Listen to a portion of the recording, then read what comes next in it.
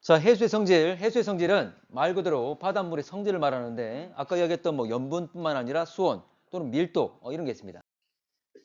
자, 첫 번째로 우리는 수온을 할 건데 자, 수온의 분포를 먼저 볼 건데 첫 번째로 표층 수온의 분포. 자, 특히 해수의 뭐 깊이가 아주 깊을 건데 표면 부분만 이야기를 하는 겁니다. 그러면 수평적으로 봤을 때 위도가 변함에 따라서 수온들이 어떻게 분포하는지 가장 영향을 많이 주는 것은 태양 복사 에너지. 당연히 햇빛 받아가지고 열을 받아서 온도가 결정이 될 거잖아, 맞지? 그런데 지구는 구형이다 보니까 고緯도로 감에 따라서 같은 면적에 받는 빛의 양이 고緯도로 가면 많아집니까? 줄어듭니까? 줄어들지. 태양 복사 에너지 흡수량이 줄어들게 되는 거였잖아. 우리가 예전에 앞번 대기 대순환할 때 한번 언급했던 내용입니다. 자, 가장 영향을 많이 주는 요소고, 자, 두 번째로 대륙의 분포. 자, 뭐냐면 같은 위도로 하더라도 이 지역에 바다가 있는지 육지가 있는지. 자, 대륙과 바다 중에 어디가 더 비열이 큽니까? 바다가 컸죠? 그러면 당연히 같은 위도일 때 바로 옆에 인접해 있는 대륙이 있다면 대륙의 온도가 올라갈 것이고 그럼 그 열이 주변에 있는 해수에 영향을 미치겠지? 그런 걸 얘기합니다. 이뿐만 아니라 해류. 자, 해류 아직 우리가 안 배웠지만 해류 같은 경우에 결과적으로 열을 수송하는 놈들이었어. 그러면 이놈들이 흐름이 어떠냐에 따라서 같은 위도라도 온도가 다를 수밖에 없다는 거지. 이놈이 열을 수송하니까. 자, 그러면 세 가지가 영향 주지만 가장 크게 영향 주는 것은 태양 복사 에너지. 자, 분포의 특징. 자, 이런 것들이 영향을 줘서 분포가 어떻게 되어 있는지 한번 보겠습니다. 자, 일단 그림 한번 볼게. 아까 가장 크게 영향 주는 요소는 태양 복사 에너지라고 그랬어. 여러분들 우리 고緯도로 감에 따라서 태양 복사 에너지 흡수량이 줄어들 거잖아, 맞지? 그러니까 수온이 계속 내려가게 되는 거지. 그래서 이 등온선들, 온도가 같은 지점을 연결한 이 등온선이 거의 위도와 나란하게 나타나는 거지. 맞지? 왜냐하면 좀 전에 말했던 것처럼 태양 복사 에너지가 가장 크게 영향을 주니까. 자, 그래서 대체로 등온선은 위도와 나란하게 분포한다. 고緯도로 감에 따라서 태양 복사 에너지 흡수량이 줄어들기 때문에 온도는 내려갈 것이다. 자, 위도가 증가됨에 따라서 수온은 어떻게 증가 감소? 감소되겠죠. 이런 변화를 띠고 있더라. 자, 그런데 모든 지역이 위도선과 나란하지 않았습니다. 바로 해류와 대륙 분포가 영향을 준다는 말인데 자, 그래서 위도선과 나란하지 않은 이런 지역들 현재 보면 크게 곡선을 이루고 있잖아, 맞지? 자, 이런 지역들 이런 건 여러 군데 있습니다. 바로 이것들이 대륙에 인접해 있어서 그리고 해류가 흐르기 때문에 이런 영향을 받아가지고 이런 변화가 생기는 거예요. 자, 그래서 대륙 주변부는 등온선이 해안선과 나란하다. 그러니까 원래 위도선과 나란해야 되는데 대륙 연에 있는 그 해안선과 나란한 모습을 띠게 된다. 바로 대륙 분포, 비열 차에 의한 대륙 때문에 그리고 해류 때문에 그렇다. 자, 아까 대륙과 해양의 비열차 때문에 영향 준다고 했는데 뜬금없이 지금 용승이라는 단어가 나오잖아, 맞지? 용승은 뒤에 한번 배우겠지만 여러분 1학년 때 엘니뇨 하면서 좀 들어봤을 겁니다. 들어봤나? 용승은 뭐냐면 바닷물 속에서도 깊은 곳에 있는 자, 깊은 곳이면 차가울까 따뜻할까? 차갑겠지. 이 차가운 물들이 올라오는 걸 용승이라 그럽니다. 원래 용승의 원인은 표층 부근의 해수들의 이동에 의한 건데 이건 나중에 다 배울 겁니다. 만약에 용승이 활발한 곳이라면 다른 지역보다 같은 위도라도 다른 지역보다 온도가 낮겠지. 차가운 물이 올라왔으니까 이런 걸 말합니다. 자, 세 번째로 자, 수온 변화의 폭. 자, 대양, 해양의 중심부, 큰 바다의 중심부가 변화가 심할지 아니면 대륙 주변에 심할지. 어디가 더 심할까? 수온 변화가? 대륙 주변이겠지. 왜냐하면 대륙 같은 경우에 비열이 크다 작다? 작다 그랬죠. 자, 대륙은 비열이 작기 때문에 쉽게 온도가 변하고 그 영향이 그대로 주변 바다에 영향을 미칠 겁니다. 그래서 대륙 주변이 온도 변화가 클 거야. 그렇지만 바다 같은 경우는 비열이 크기 때문에 변화가 크지가 않다. 대양의 중심이 온도 변화가, 수온 변화가 적게 일어난다. 그 말입니다. 자, 실제로 제일 중요한 건 자, 이 수온의 연직 분포입니다. 연직이라는 것은 깊이가 깊어짐에 따라서 수온이 어떻게 변하는지 그 양상인데, 자, 이게 중요한데, 참고로 수온의 연직 분포 가장 영향을 많이 주는 것은 역시 태양 복사 에너지. 자, 태양 복사 에너지 빛을 받고 있는 해수면, 표층 부근, 이 지역은 온도가 높겠죠? 근데 깊이가 깊어지면 빛은 여러분들 뭐 여러 영상 많이 봤을 건데 심해저를 탐험하는 것 보게 되면 그쪽이 밝아도 그러면 빛이 간단 말이야, 못 간단 말이야? 못 간단 말이지. 거의 대부분의 빛이 표층에 다 흡수가 됩니다. 자, 그리고 바람. 자, 바람은 이 물들, 표층에 있는 물들을 섞어주는 역할을 해주는 거지. 이것도 영향 미칩니다. 그건 좀 이따 설명을 할게. 태양 복사 에너지와 바람이 주 영향을 미친다. 자, 그러면 분포를 한번 보겠습니다. 분포. 자, 가로축을 수온, 세로축을 깊이, 수심이라고 하겠습니다. 참고로 요거는 한 3개 영역으로 나누면서 한 두세 줄씩 쓸 거야. 한 두세 줄씩 쓸 거야. 그래서 한 7, 8줄 정도 생각하시면 됩니다. 자, 아직 그림은 그리지 말고 봐봐. 이런 거야. 자, 깊이가 깊어짐에 따라서 흡수되는 태양 복사 에너지는 증가 감소. 감소되겠죠? 표층에서 많이 흡수할 거야. 그러면 원래는 온도가 이렇게 쭉 떨어져야 되겠지. 위쪽에서 흡수를 많이 하고 아래쪽 흡수를 적게 할 거니까. 아직 그러지 마. 이거 아니야. 이거 아니야. 됐나? 자, 그런데 아주 깊은 곳 같은 경우에는 햇빛이 들어갈까 안 들어갈까? 아예 안 들어갑니다. 여기는 여름이 돼서 햇빛이 강하건 겨울에 돼서 햇빛이 약하건 상관없이 햇빛의 양의 변화가 없기 때문에 일정 온도를 가지고 있어. 무한정 내려가는 것이 아니라. 자, 근데 실제로 이렇게 됩니다. 이렇게 됩니다. 표층 부근은 온도가 일정해. 왜냐하면 바로 바람 때문에 위에 있는 물과 아래에 있는 물이 뒤섞인다는 것이. 위아래가 섞이게 되면 온도가 다 같겠지. 그래서 온도가 같아지는 거야. 원래는 온도가 쭉 떨어져야 되는 거지만. 그래서 바람에 의한 혼합이 있기 때문에 온도가 일정합니다. 자, 근데 이 바람에 의한 혼합이 무한정 또 일어나지 않겠지? 그래서 어느 정도 깊이를 가지면 더 이상 영향을 받지 않습니다. 그럼 온도가 뚝 떨어지겠지. 그리고 밑에 심해층은 가장 깊은 곳은 전혀 영향을 안 받잖아, 맞지? 그래서 온도 낮은 상태를 유지하고 있는 거지. 자, 그래서 크게 이렇게 세 가지로 나누게 됩니다. 제일 위를 혼합층, 그 다음 수온약층, 그 다음 심해층, 이렇게 나눕니다. 자, 각각의 특징을 한 두세 줄씩 할게. 자, 그러면 각각 층에 이 이름에서 그 의미가 다 있는 거야. 이름에서. 그래서 따로 동떨어져서 생각하지 마시고 이름을 잘 생각하시면 됩니다. 자, 혼합층은 뭐가 일어난다? 섞이는 것, 혼합이 일어난다. 그 말이. 아까 누구에 의한 혼합? 바람. 생각하시면 됩니다. 자, 그리고 제일 표층이다 보니까 햇빛을 제일 많이 받겠지. 그래서 가장 온도가 높습니다. 태양 복사 에너지 흡수가 가장 많기 때문에 가장 온도가 높은 영역을 이룬다. 자, 그리고 바람에 의한 혼합이 일어나기 때문에 온도가 일정한, 온도가 동일한 깊이가 변하더라도 온도가 같다는 거지. 원래는 표면이 가장 온도가 높아야 되는데 위아래가 섞였기 때문에 이 혼합층에서는 혼합이 일어나서 온도가 같다. 그 말입니다. 자, 그러면 바람에 의한 혼합 때문에 온도가 일정하니까 자, 바람 세기, 바로 풍속. 풍속이 클수록 바람 세기가 셀수록 혼합이 잘 이루어지겠지. 그러면 이 바람 세기와 풍속과 바람 세기와 이 혼합층의 두께는 무슨 관계일까? 비례 반비례? 당연히 비례겠죠. 바람이 셀수록 현재 깊은 곳까지 잘 섞이겠지? 그걸 말합니다. 자, 근데 여러분들한테 그럴듯한 말을 제시하면서 이 혼합층의 두께를 결정하는 요소를 다른 원인을 막 제시합니다. 그거 다 틀린 거야. 무조건 혼합층의 두께는 바람 세기, 풍속. 됐지? 자, 여기서 약자는 도약한다 그 말이야. 뛴다. 수온이 도약한다. 그 말은 뭘까? 수온이 뛴다는 말은 많이 변한다 그 말이지. 그래서 실제 어떤 곳에서 밀도가 급변하면 그것도 밀도 약층이라고 합니다. 그 약자야. 그래서 약자는 도약한다, 뛴다 그 말입니다. 그래서 수온이 급변하는 층이란 걸 의미하고 있다는 거지. 약자가 뛸 약자다. 자, 그러면 수온이 급변하는데 자, 그래서 수온 변화가 심할수록 수온 약층이 발달한다 이런 이야기를 합니다.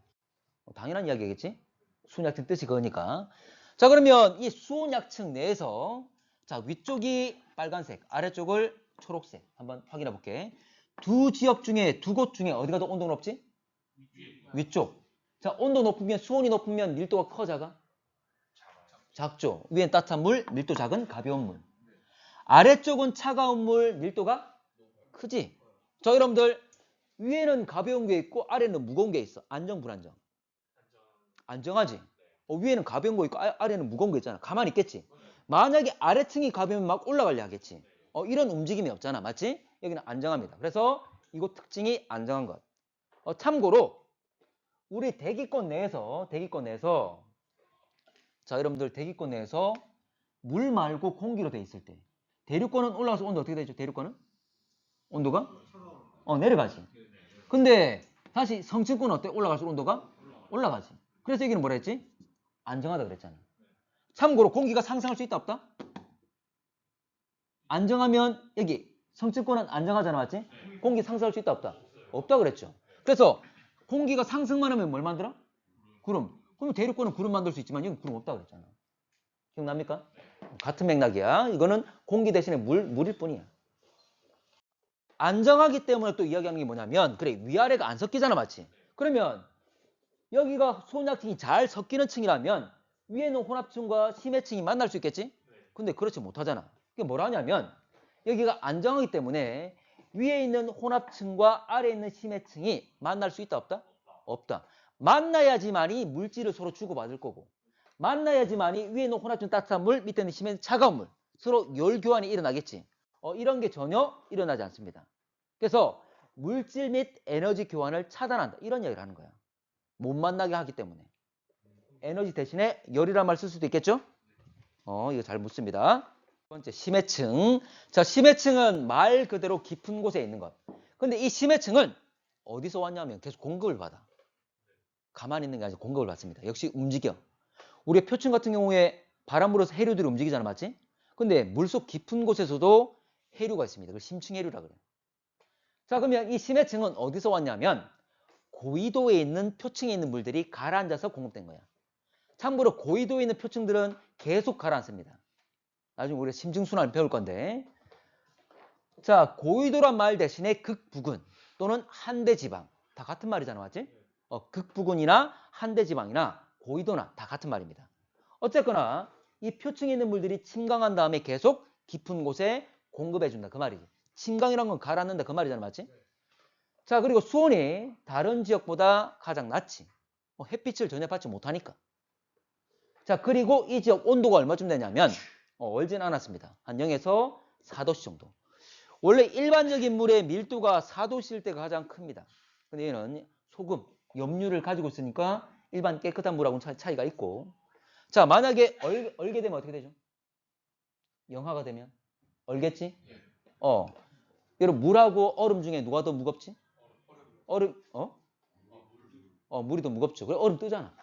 맞지? 그래서 이 자, 우리가 물 속에 들어가더라도 영하의 온도는 거의 안 가지겠지. 얼면 올라가야 되니까. 됐나? 그래서 이 정도의 온도를 가진다. 실제로는 뭐 소금을 얘들이 염류를 가지고 있기 때문에 원래 소금물이 잘 안 얼잖아. 맞지? 그래서 영하의 온도를 가진 것도 있습니다. 그렇지만 아주 낮은 그런 곳은 존재할 수 없다는 거지. 자, 거의 온도가 일정하다. 그 말입니다. 자, 그리고 심해층은 이 그림상에서는 한 3분의 1 정도 표현했지만 실제로 대부분이 심해층입니다. 가장 많은 부피를 차지해. 그래서 온도가 일정한 곳이 쭉 밑에도 더 있는데 다 동일한 모습을 계속 표현할 필요는 없잖아. 맞지? 가장 많은 부피를 차지하고 있다. 자, 이 그림은 여러분 나와 있죠? 참고로 이 왼쪽 그림과 오른쪽 그림은 실제로는 같은 의미야. 왼쪽 그림은 깊이에 따른 온도 변화를 표현하고 있는 거고 오른쪽 그림은 동일한 경도상에서 적도 남반구, 북반구 쭉 가로질러 갔을 때 그 아래에 있는 바다에서 수온 분포를 표현하고 있는 겁니다. 자, 하나만 더. 자, 왼쪽 그림에서 저위도, 중위도, 고위도가 있는데 자, 이 세 개 중에 이 세 영역 중에 수온 약층이 가장 발달한 곳은 어디야? 수온 약층이 가장 뚜렷하다 또는 발달했다 라고 말할 수 있는 곳이 자, 수온 약층 뜻이 뭐였죠? 급격한 수온 변화. 수온이 급변하는 곳이었죠? 그럼 수온은 지금 가로축이에요, 세로축이에요? 가로축. 자, 가로축의 변화 큰 게 누구야? 저위도. 그럼 저위도지. 됩니까? 그리고 자, 하나만 더. 우리나라 같은 경우는 중위도잖아. 맞지? 중위도라 하더라도 항상 이 모습은 아니겠지. 왜냐하면 계절 변화 심하니까. 그러면 여러분들 여름과 겨울 중에 수온약층 언제 발달할까? 겨울일까 여름일까? 수온약층. 겨울? 여름이겠지. 왜냐면 깊은 곳은 온도가 변해 안 변해? 안 변하죠. 근데 표층은 햇빛을 많이 받으면 온도가 올라가고 겨울에 햇빛 적잖아 맞지? 약하니까 온도 내려가겠지? 온도 왜 적잖아. 됩니까? 같은 개념이잖아. 저위도 발달한 거. 됐습니까? 자, 그리고 하나 더. 자, 저위도와 중위도 중에 어디가 더 바람이 강할까? 저위도와 중위도 중에 어디가 더 바람이 강할까? 중위도겠지. 어떻게 판단했죠? 그렇지, 혼합층이 두께. 혼합층은 바람에 의한 혼합이라고 그랬어. 그래서 바람색이 셀수록 풍속이 강할수록 혼합이 두껍다 그랬지? 지금 혼합층은 저위도보다 중위도 두껍잖아. 자, 근데 고위도 한번 볼게. 자, 고위도는 온도가 거의 일정하죠. 왜 그러냐면, 자, 이런 거야. 이건 설명 하나 쓸게. 참고로 고위도 같은 경우에 대기 온도가 영하 30도, 40도 될 거야. 예를 들어서 대기 온도가 영하 40도라고 할게. 그럼 여러분들, 자, 이 바닷물은 아직 영하는 아니잖아, 맞지? 그러면 특히 이 표층에 있는 물들, 고위도의 표층에 있는 물들은 차가운 대기를 만나면 냉각이 이루어지겠지. 냉각되면 가벼워져, 무거워져? 냉각되면. 아직 안 얼었어. 얼진 않고 냉각됐어. 무거워지죠? 차가운 물이 더 무겁잖아. 그러면 이 차가운 물, 표층에 있는 차가운 물 내려올 겁니다. 그럼 상대적으로 아래쪽에 있는 따뜻한 물은 가벼우니까 또 올라가겠지. 근데 올라가면 또 어떻게 돼? 또 냉각되겠지. 그럼 이 과정이 계속 반복되는 거지. 그래서 온도가 똑같은 거야. 됐나? 자, 이건 한번 쓸게. 고위도 같은 경우에는 표층에 있는 물들이 차가운 대기에 의해서 냉각이 된다. 냉각이 되면 차가워지면 밀도 커지면서 무거워진다. 같은 말이잖아, 맞지? 그래서 침강, 아래로 내려오고 상대적으로 밑에 있던 따뜻한 물이 위로 올라가고 근데 이게 한 번 일어난 게 아니라 이 과정이 계속 반복되는 거지? 반복되면서 온도가 일정해진다. 그 말입니다. 그래서 고위도는 깊이가 변함에 따라서 온도 변화가 없는 이런 모습을 띠고 있다 이 말이지. 자, 왼쪽과 오른쪽 그림이 동일하다 그랬는데 자 가볼게. 저위도 같은 경우 혼합층이 두꺼워 얇아? 얇아. 지금 여기 자, 이 정도가 혼합층의 끝이라고 할게. 혼합층. 근데 저위도는 적도 부근이잖아, 맞지? 맞나? 그러면 적도 부근이라 한다면 나타나는 영역은 영도 부근 한 군데밖에 없지. 그래서 자, 지금 세로축은 깊이로 똑같습니다. 그대로 혼합층의 끝을 쭉 가져온 거야. 근데 저위도는 적도 부근 한 군데. 자, 근데 중위도로 한번 봅시다. 중위도의 혼합층 끝은 여기죠? 맞나? 근데 중위도는 남반구, 북반구 다 나타나잖아. 맞지? 자, 그러면 중위도 북반구에 하나, 남반구에 하나. 끝을 말하는 거지. 자, 그리고 심해층 볼게. 자, 고위도 볼게. 자, 고위도 같은 경우에 심해층이 아니라 자, 혼합층이 끝. 자, 고위도에 혼합층이 있습니까? 없습니까? 없죠. 모두 다 뭐지? 심해층이야. 근데 표층 부분을 심해층이라 말할 수는 없잖아. 그래서 뭐라 하냐면 고위도는 자, 제일 위에 있는 혼합층과 소혼약층이 나타나지 않는다 이렇게 표현합니다. 다 심해층으로 되어 있다는 표현보다는 혼합층과 소혼약층이 나타나지 않는다. 그러면 혼합층이 나타나지 않는다 말은 혼합층의 깊이 얼마? 없다니까? 얼마? 0. 0. 혼합층 근데 고위도 두 군데죠? 북반구, 남반구. 됐나?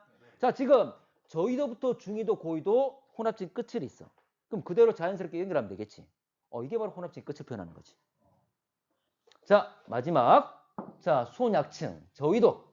소약층 끝은 여기죠? 자, 저위도는 한 군데밖에 없다 그랬습니다. 근데 중위도는 소약층 끝. 그대로 가져오면 두 군데. 여기 되겠지? 자, 고위도에는 수온약층 있다 없다? 없다. 그럼 깊이 얼마? 0. 마찬가지 0이라고 그랬습니다. 됐지? 다 연결하면 또 1이 되겠죠? 그래서 이런 식의 분포가 된다 그 말이야. 자, 혼합층은 이렇게 분포하고 그리고 수온약층 다 이렇게 더블 형태로 표현하고 있는 거지. 됐나? 아래쪽은 다 심해층이 되는 거고. 그래서 왼쪽 그림과 오른쪽 그림이 실제로 의미하는 바가 같다 그 말입니다. 자, 여러분들 우리 바닷물이 가장 많이 녹아있는 물질이 뭐였지? 염화나트륨. 여기 보면 원래 물속에 녹아있는 바닷물에 녹아있는 여러 가지 염류들 물질들을 지금 표현하고 있습니다. 그래서 가장 많은 게 NaCl 염화나트륨. 자, 두 번째로 우리가 염분을 할 건데 자, 염분이라는 것은 녹아있는 정도를 말합니다. 염류가 포함되어 있는 정도. 근데 그 정의를 말하면 이렇습니다. 원래 염류라는 것은 바닷물에 녹아있는, 해수에 녹아있는 물질을 총칭하는 거야. 그 모든 물질의 종류를 우리가 염류라 부른다. 그러면 이 물질들이, 이 염류들이 얼마나 녹아있는 정도가 바로 염분. 근데 염분의 정의는 이래. 자, 해수 1kg 속에 녹아있는 염류의 양. 이걸 염분이라 그럽니다. 자, 여기서 자, 해수라는 것은 바닷물. 자, 원래 해수는 맛이 어떻죠? 짜잖아, 맞지? 그냥 물이 아니라 이 속에는 염류가 포함되어 있는 거지. 자, 그래서 물 더하기 염류가 1kg. 1kg 몇 그램? 1000g. 그래서 물과 염류를 합쳐서 1000인데 그 중에 염류가 얼마나 있는지 이걸 표현하고 있는 거지. 원래 우리가 100 중에 차지하는 비율을 뭐랍니까? 100분율을 하지. 근데 얘 같은 경우에는 1000 중에 차지하는 비율을 말할 거잖아, 맞지? 그럼 뭐라 할까? 1000분율 그럽니다. 그래서 퍼센트가 아니라 퍼밀. 여러분들 이런 단위 본 적 있습니까? 참고로 자, 퍼센트는 이렇게 우리 슬래시 한 다음에 양쪽에 이렇게 동그라미 2개를 하잖아, 맞지? 근데 퍼밀 같은 경우에 동그라미를 오른쪽에 2개를 합니다. 이렇게. 자, 근데 이 퍼밀 단위를 안 쓰고 이제는 뭘 쓴다? PSU를 쓴다 그랬습니다. 자, 가볼게. 자, 그래서 염류. 자, 그러면 이걸 식으로 표현할 수 있을 건데 원래 우리가 100분율 할 때 전체 분의 부분 곱하기 100을 하는 거잖아, 맞지? 얘도 마찬가지야. 자, 전체가 바로 해수가 될 거잖아, 맞지? 물과 염류를 합친 전체 1000. 자, 이 중에 우리가 알고자 하는 건 염류. 곱하기 1000을 하는 거지. 100이 아니라 1000. 자, 원래는 퍼밀. 자, 퍼밀에 읽었고 지금은 PSU. 이 단위를 주로 씁니다. 이게 바로 Practical Salinity Unit에서 실용 염분 단위. 앞에 단어들의 첫 단어들, 첫 알파벳만 땄습니다. 자, 그러면 요걸 좀 고쳐볼게. 자, 해수분의 염류. 자, 해수는 아까 물 더하기 염류라고 그랬습니다. 그래서 물 더하기 염류분의 염류. 곱하기 1000. 똑같습니다. 똑같아. 근데 왜 이렇게 고쳤냐면, 자, 바닷물, 해수, 물 더하기 염류 중에, 물과 염류 중에 누가 더 왔다 갔다 하기 쉬울까? 물일까, 염류일까? 물입니다, 물. 참고로 염류는, 이렇게 될 수도 있어. 참고로 염류 같은 경우에, 예를 들어서, 우리 땅, 지각, 바다 아래 땅도 있을 거잖아, 맞지? 지각에 여러 가지 성분들로 이루어져 있을 거잖아? 그럼 그 돌이 또는 지각이 녹아서 성분노가 들어갑니다. 또는 우리가 해령, 바다 아래 화산이 일어나는 곳이잖아, 맞지? 화산 분출될 때 화산가스가 나오면서 그대로 물속에 녹아 들어가는 경우도 있어. 일부 양들이. 그러니까 그 말은 여러 가지 염류들이 물속에 녹아 들어간다 그 말이지. 자, 또는 이 염류들이 앙금 만들면서 가라앉을 수도 있습니다. 그러면 결과적으로 바닷물에서 분리돼 나오는 거잖아, 맞지? 근데 그 양보다는 물이 훨씬 더 이동이 많다 그 말이야. 뭐 증발되는 것, 또는 비가 내려서 강수가 일어나는 것, 또는 하천수가 들어가는 것. 그 양이 엄청나잖아, 맞지? 그래서 주로 움직이는 건 물과 염류 중에 누구라고? 물이다. 그래서 실제로 이동하는 것은 물. 여기서 이동이란 말은 바닷물에 들어가고 나오는 것, 유입과 유출을 다 의미하는 겁니다. 자, 그럼 한번 볼게. 자, 물의 양이 줄어든다. 바닷물에서 물이 빠져나온다. 그 말이지? 빠져나오면 분모가 작아지잖아? 그럼 전체가 어떻게 되죠? 커지죠. 염분이 증가된다. 그 말이야. 맞지? 반대로 자, 물이 늘어났다. 바다에 물을 넣어줬다. 그 말이지? 그러면 분모가 커지면서 전체 값은 작아지겠죠. 염분이 작아진다. 그 말입니다. 자, 그러면 실제로 바다에서 물이 빠져나오는 과정. 아까 빠져나오는 게 뭐 있었지? 증발. 그렇지. 증발 있지. 대표적인 것이. 증발. 자, 증발 말고 또 있습니다. 바로 결빙. 해수가 바닷물이 어는 것. 결빙은 빙하로 어는 걸 말해요. 바닷물이 어는 거.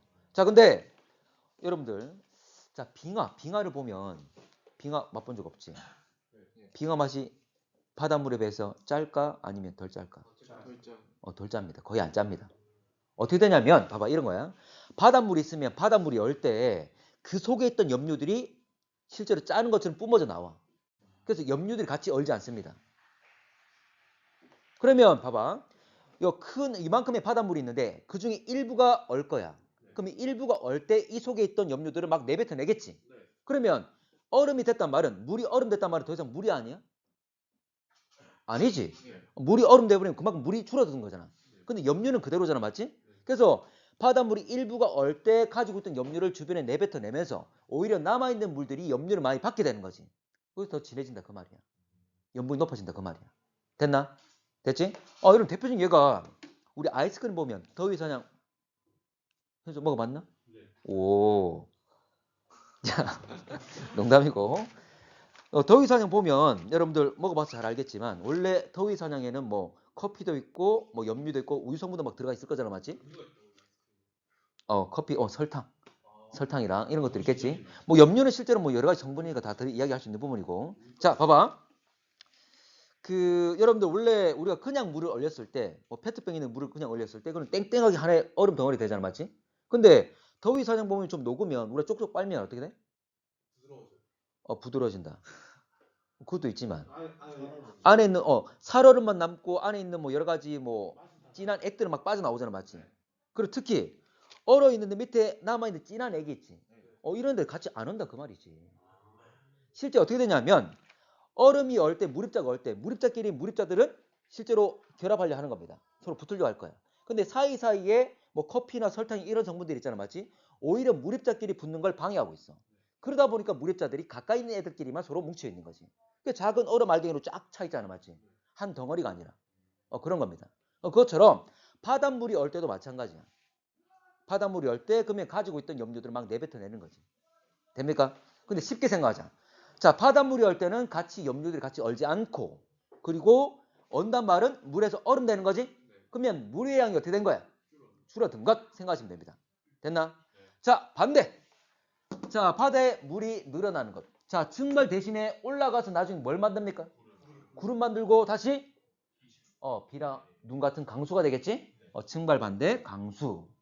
자, 그러면 결빙 말고 또 반대 뭘까? 빙하가 녹는 걸 해빙이라고 합니다. 빙하가 녹는 걸 해빙. 해빙.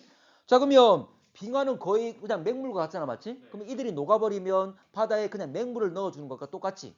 이겁니다. 자, 그리고 하나 더. 하천수, 강물 짜 안 짜? 안 짜잖아, 맞지? 일부 성분이 녹아 있습니다. 그렇지만 바닷물에 비해서 월등히 녹아 있는 양이 적지. 그러면 이 하천이 흘러서 어디로 가죠? 바다로. 그래서 담수 유입. 근데 담수 유입은 하천수도 있지만 지하수가 흐를까 안 흐를까? 흐릅니다. 하천수보다 지하수가 월등히 많아. 근데 이 지하수 역시 대부분 다 낮은 곳으로 계속 흘러서 결과적으로 바다까지 가는 겁니다. 그래서 담수 유입이란 것은 하천수뿐만 아니라 지하수까지 이들이 흘러서 결과적으로 바다까지 간다 그 말이야. 자, 그러면 여러분 평균적으로 전 세계 평균적으로 염분 어느 정도 될까? 각 바다마다 다릅니다. 왜냐하면 각 바다의 증발하는 결빙, 강수, 해빙 이 정도 다 다를 거잖아. 그래서 각 바다마다 염분은 다 달라. 근데 평균은 35. 참고로 우리 염분 일반적인 염분은 평균이 약 35 정도입니다. 그러니까 일반적으로 물을 우리가 1000g을 가져오면 증발시키면 약 35g의 소금을 얻을 수 있다 그 말이지. 됐나? 여러분들 증발이 특히 많은 사해 같은 경우에는 염분이 200 이상입니다. 아주 많은 높은 거지. 그래서 거기 가면 우리 몸이 쉽게 뜨잖아. 밀도가 높으니까. 바다에서 우리 물놀이하기 좋은 게 그쪽 염분이 높다 보니까 밀도 크다 보니까 우리 몸이 쉽게 뜨잖아, 맞지? 자, 염분비 일정의 법칙이라는 게 있습니다. 이거는 잘 묻진 않는데, 자, 뭐냐면, 각 바다마다 염분은 좀 다르다 그랬죠? 왜냐하면 물이 들어가고 나가는 게 좀 다르니까. 그래서 각 바다마다 염분은 다르지만, 뭐가 같냐면, 염류들의 비율은 다 똑같다 그 말입니다. 아까 뭐 염화 마그네슘, 염화 나트륨 이런 애들의 비율은 다 똑같다 그 말이지. 자, 이유가 뭐냐면 자, 이거는 끊임없이 바닷물이 움직이면서 순환하기 때문에. 그 말은 골고루 잘 섞이기 때문이지. 자, 골고루 잘 섞었기 때문에 그들의 비율은 계속 일정히 유지된다. 그런데 만약 비가 많이 내리는 곳이라면 염분은 낮겠죠. 증발이 많이 일어나는 곳이라면 염분은 높겠지. 이런 염분의 차이는 있지만 그 속에 녹아있는 애들이 골고루 잘 섞어놨기 때문에 입자들의 한점 보면 성분들의 비는 다 똑같다 그 말이야. 예를 들어서 아까 커피 믹스. 자, 설탕하고 커피하고 우유 세 가지가 들어간다 칠게. 자, 세 가지가 있는데 여기에 내가 물을 많이 넣었어. 참고로 이 세 가지 비율이 1대 1대 1로 있다 칠게. 자, 물을 많이 넣었어. 그럼 맛이 어때? 밍밍하고 연하지? 저 연하더라도 그들의 비율이 변합니까? 안 변하지. 자, 내가 물을 조금만 넣었어. 아주 진하겠지? 맛이 아주 진해. 그렇지만 이들의 비율은 변해 안 변해? 안 변해. 이 말이 똑같은 말이야. 됐나? 자, 넘어갈게.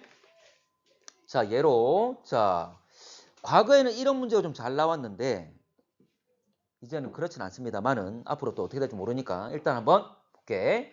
자, A 해역, B, C 세 개의 바다가 있다. 그리고 성분. 자, 염분은 염류가 A, 염류 B 이렇게 다 칠게. 자, 두 종류가 한번 보겠습니다. 뭐 실제로는 종류가 아주 많지만. 이렇게.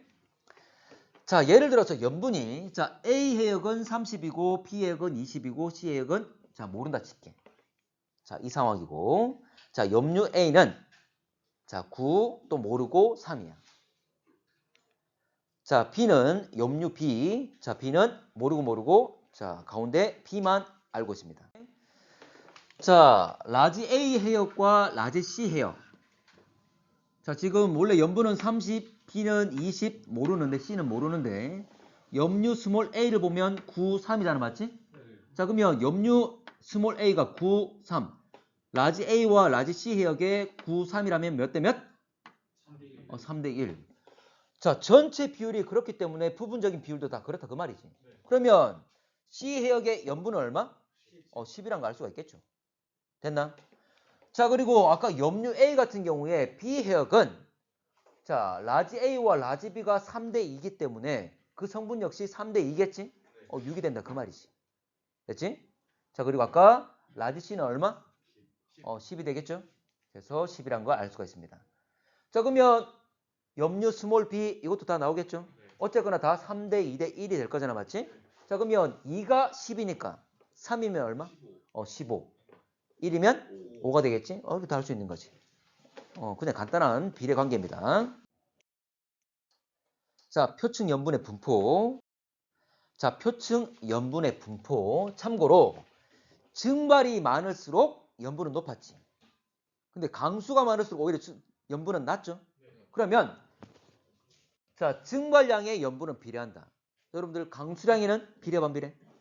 반비례. 그럼 마이너스 강수량이 무슨 관계일까?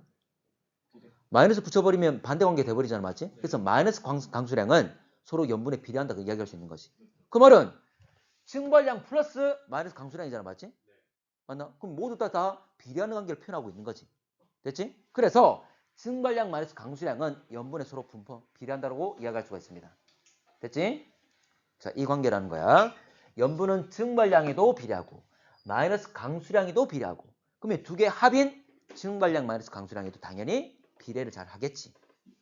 자, 그래서 문제상에서 염분의 분포 대신에 증발량 마이너스 강수량 이 그래프를 막 제시합니다. 그대로 그냥 염분이라고 생각하시면 되겠지. 자, 가볼게. 자, 우리는 대기 대순환을 배웠습니다. 참고로 여러분들 공기가 상승하는 곳은 뭘 만들어? 구름 만들면서 그래, 저기압이고 구름 만들면서 강수가 많겠지. 오히려 하강기류 고기압이 있는 곳은 맑은 날씨가 많지. 맑은 날이 많으니까 뭐가 많아? 맑아. 날씨가 맑아. 증발이 많겠지. 그걸 말하는 거야. 그러면 원래 상승기류가 있는 곳이 여러분들 적도 부근과 어디였죠? 적도와 상승기류 있는 곳. 저기압대. 저압대. 60도 부근이었지? 기억나나? 이 지역은 구름을 많고 강수가 많겠지. 그래서 지금 여기 파란색의 그래프가 바로 강수를 나타낸다 그 말이야.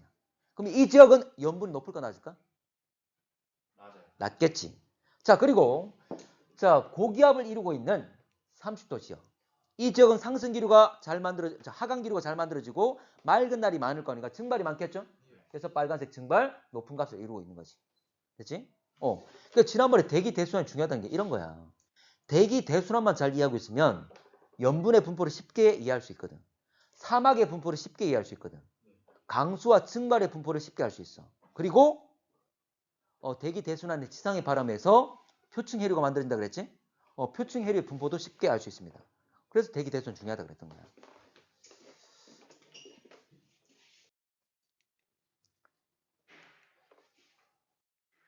자, 요 그래프 이건 뭐 자료 있습니까? 자료 있지?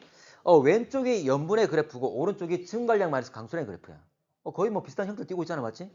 물론 고위도는 약간 맞지 않지만 대부분의 영역이 다 비슷하게 떨어지고 있습니다. 그 말은 서로 비례관계가 잘 맞아 떨어진다. 그 말이 되겠지? 네. 자, 넘어갈게. 자, 근데 여기서 좀 분석할 게 있는데, 자, 이건 추가로 좀 적을게. 참고로 아까 위도 30도 부근은 연물이 특히 높았지? 왜냐하면 하강 기류가 있는 곳으로서 증발이 많잖아? 그래서 이 특징을 두 가지만 좀 정리 좀 하겠습니다. 위도 30도 부근은 연분이 높다. 이유가 뭐다? 고기압의 발달로 증발이 많기 때문에. 이렇게 얘기할 수 있겠지?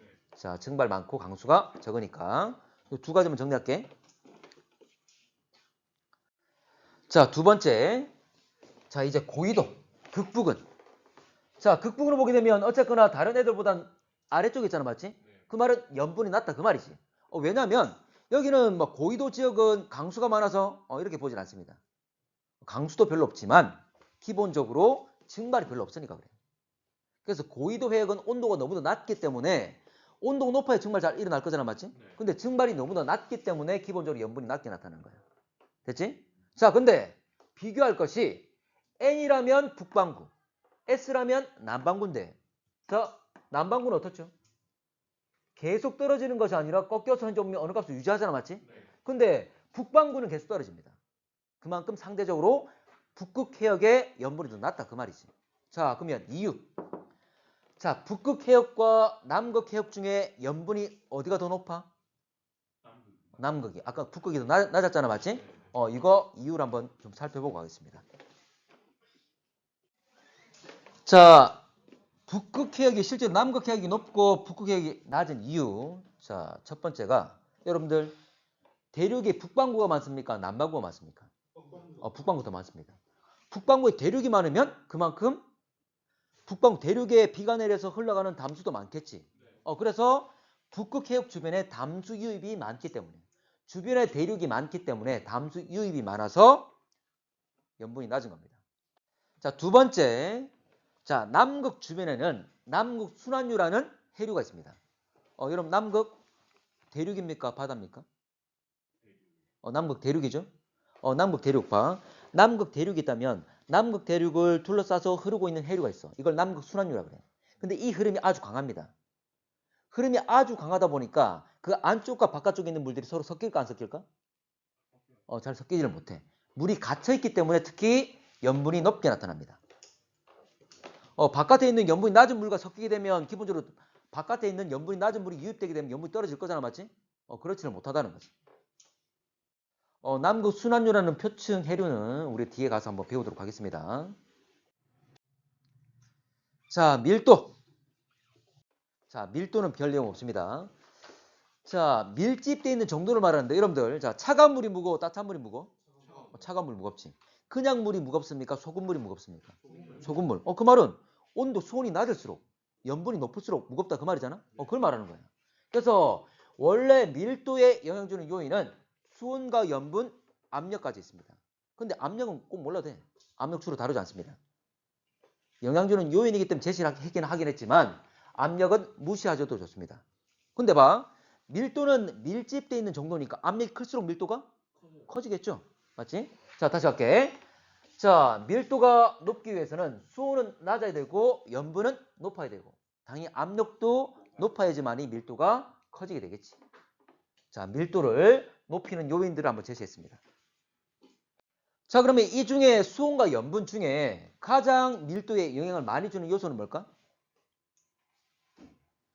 일반적으로 그래 염분보다는 수온입니다. 수온. 염분은 극단적으로 염분이 아주 높은 것도 있지만 전체 바다를 봐서는 큰 차이가 나진 않습니다. 일부 지역에 특히 높게 나타나는 거고. 근데 전체 바다를 봤을 때 수온 변화 좀 크잖아, 맞지? 참고로 고위도 가게 되면 그 0도 가까이 되는 거고. 근데 적도 부근을 보게 되면 한 30도 이상 될 수 있는 거잖아, 맞지? 그래서 수온이 가장 큰 영향을 줍니다. 자, 밀도의 분포. 자, 밀도의 분포는 그림 자료로 한번 대신하겠습니다. 자, 밀도의 분포. 자, 위도별 분포가 나와 있는데, 이건 그림 굳이 뭐 꼭 안 그려도 될 것 같아. 뒤에 그림들 문제상의 문제 내용이 있기 때문에. 자, 아까 수온과 밀도는 무슨 관계? 반비례 관계. 참고로 수온 같은 경우에는 저위도에 높잖아, 맞지? 고위도로 갈수록 내려가겠지? 근데 밀도가 서로 반대경을 띠고 있는 모습을 보이고 있잖아, 맞지? 자, 그리고 하나 더. 특히 고緯도 같은 경우에는 원래 봐봐. 밀도가 특히 북극 해역 주변에 수온이 낮으면 밀도 커야 될 거잖아. 근데 밀도가 안 떨어졌네? 안 높아졌네? 오히려 밀도가 낮은 상태를 유지하고 있지? 왜 그런 거야? 아까 했는데. 아까 북극 해역은 수온 낮겠지? 그럼 밀도 커야 되잖아? 근데 아까 북극 해역과 남극 해역 중에 염분이 어디가 낮다고? 북극 해역 염분이 낮다고. 여기 수온 낮은데 염분이 아주 낮은 거지. 담수 이입이 많아서. 그러다 보니까 밀도가 작게 나타난다. 그 말이야. 됐나? 자, 그런 의미고, 이거. 자, 연직의 분포. 자, 지난번에 우리 수온 약층, 자, 원래 혼합층, 수온 약층, 심해층에서 수온 변화 했잖아, 맞지? 자, 다시 수온과 밀도는 무슨 관계? 반비례. 그래서 서로 대칭된 모습을 띄고 있는 거지. 반대 관계를. 됐나? 자, 이거는 확인만 좀 합시다.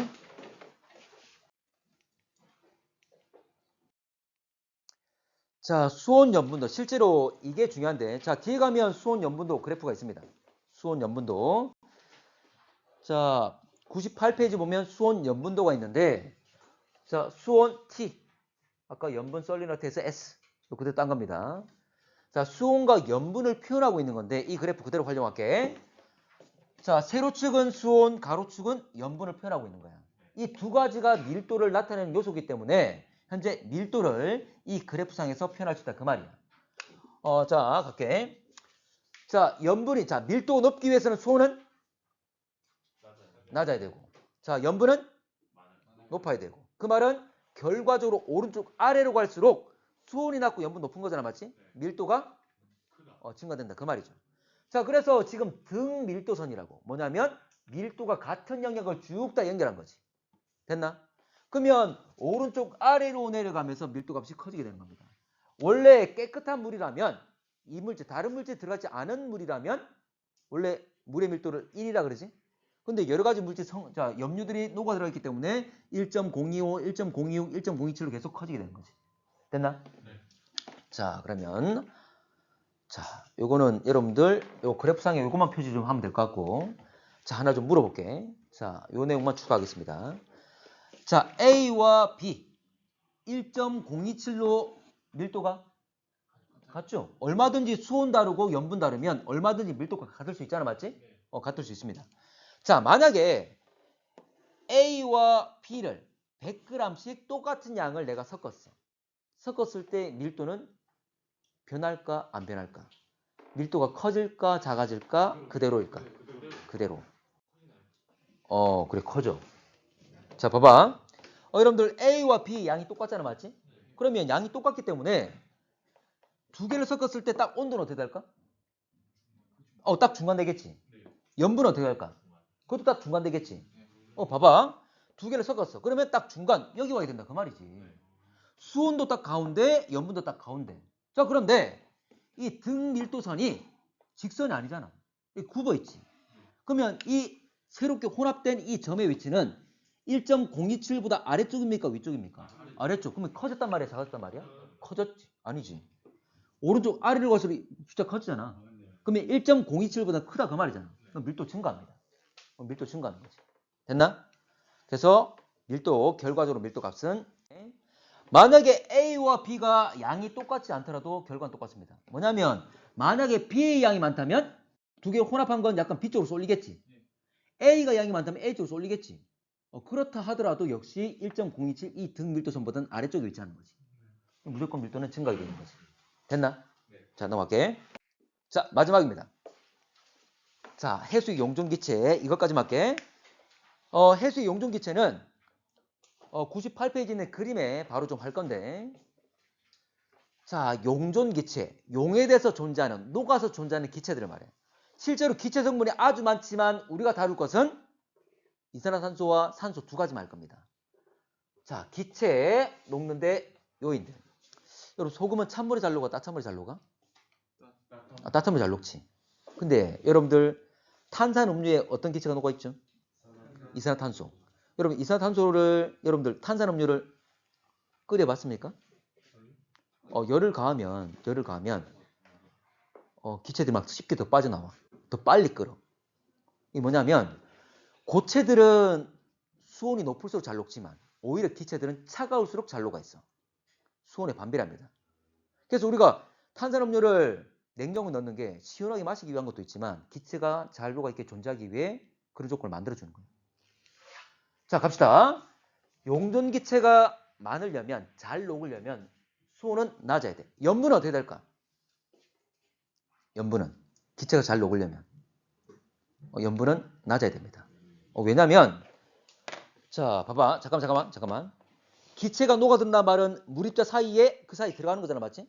근데 염류들이 있다면 벌써 물입자 사이에 걔들이 벌써 자리 잡고 있는 거잖아? 그럼 염분이 높으면 빈자리가 별로 없겠지. 염분이 낮으면 염류들이 적을 거니까 빈자리가 많겠지. 그럼 그 사이에 많이 들어갈 수 있을 거잖아. 됐나? 그래서 염분은 낮아야 됩니다. 그리고 압력은 높아야지. 꽉 밀어 넣는 거잖아, 맞지? 그 뚜껑을 열어야 돼, 닫아야 돼? 닫아놔야지만 잘 유지가 되겠지? 자, 그 생각하시면 됩니다. 그래서 수온은 낮고 염분도 낮고 압력 높아야지만이 기체는 잘 녹을 수 있다. 근데 압력은 무시하셔도 됩니다. 수온과 염분. 자, 그러면 가장 크게 영향 주는 것은 역시 수온인데, 자, 이 그래프는 그대로 있잖아, 맞지? 그래프 옆에다가 내용만 좀 쓰고 오늘 끝내겠습니다. 자, 지금 이 그래프를 보면, 자, 갈게.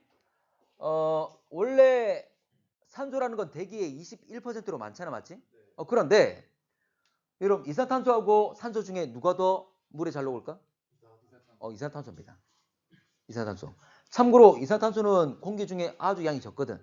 그런데 산소가 많음에도 불구하고 여기 봐봐. 수치를 보게 되면 여기 봐. 이산탄소권은 44, 46, 48, 50, 52지? 근데 산소권은 1, 2, 3, 4 이거밖에 안 돼. 원래 이 둘을 하나의 그래프로 표현하면 쭉 오른쪽 가서 이산탄소권은 오른쪽에 쭉 있는 거지. 맞나? 1, 2, 3, 4, 5, 6, 7, 8, 9, 10 쭉 가서 여기 40 얼마까지 왔잖아, 맞지? 원래 이산화탄소거든 여기 있는 거지, 이렇게. 근데 두 개를 한 번에 보여주기 위해서 잘라가지고 이렇게 같이 겹쳐놓은 거지. 수치를 여기 갖다 놓은 거고. 됐나? 그래서 원래 실제로는 이산화탄소가 훨씬 더 잘 녹고 많이 존재한다는 것. 자, 갑시다. 자, 그만큼 CO2 용해도 높단 말이고 공기 중에 0.03%밖에 안 되는데, 자, 가겠습니다. 표층 부근. 자, 표층 부근에 자, 산소가 다른 깊이에 비해서는 풍부하죠.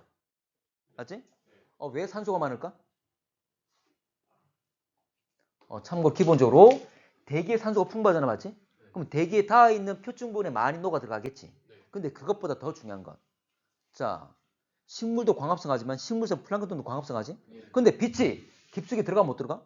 못 들어가. 그러면 표층 부근에만 빛을 받을 수 있잖아. 그래서 식물성 플랑크톤이 다 이 표층에 모여 있습니다. 그러면 이들이 표층 부근에서 광합성을 하겠지. 광합성하면서 산소를 만들어내겠죠. 그리고 흡수하는 건 뭐지? 광합성할 때 흡수하는 것? 흡수. 이산화탄소를 흡수하잖아. 그래서 이산화탄소는 다른 층에 비해서 특히 또 낮게 나타나는 거지. 그렇지? 자, 그래서 광합성. 자, 대기 중에 O2가 풍부할 거니까 산소가 풍부할 거니까 녹아 들어가는 것도 있지만 더 중요한 건 광합성.